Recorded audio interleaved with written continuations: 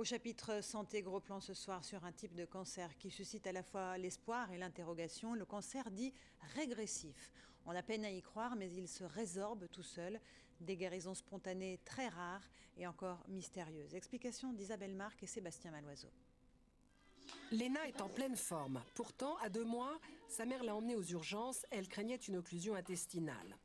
En réalité, il s'agissait d'un cancer, un neuroblastome, mais une forme particulière, celle qui régresse spontanément. Après une légère chimiothérapie pour soulager l'enfant atteint au foie, la suite a été spectaculaire. On a passé 15 jours en tout à l'hôpital et sous une dizaine de jours, son foie en fait, a commencé à régresser. Enfin, on a senti l'œdème a disparu. Elle a commencé à mieux manger aussi, donc à prendre du poids, grandir normalement et les contrôles ont commencé après à s'espacer. Des métastases qui envahissent totalement un organe avant de disparaître d'elles-mêmes. Le phénomène concerne un tout petit nombre de tumeurs. Mais pouvoir les repérer dès le début, ça change tout pour les patients, en général des enfants. On ne souhaite pas proposer des chimiothérapies trop agressives. Ça nous permet d'adapter l'importance du traitement à l'agressivité de la maladie. Grâce à la génétique, on connaît un peu mieux aujourd'hui ces cancers demeurés longtemps mystérieux.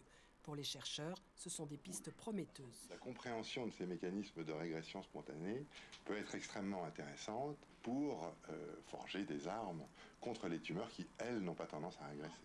Soigner le plus grand nombre à partir des travaux sur ces guérisons exceptionnelles, c'est un espoir encore lointain. Mais au moins peut-on déjà éviter des traitements lourds et inutiles pour les plus petits.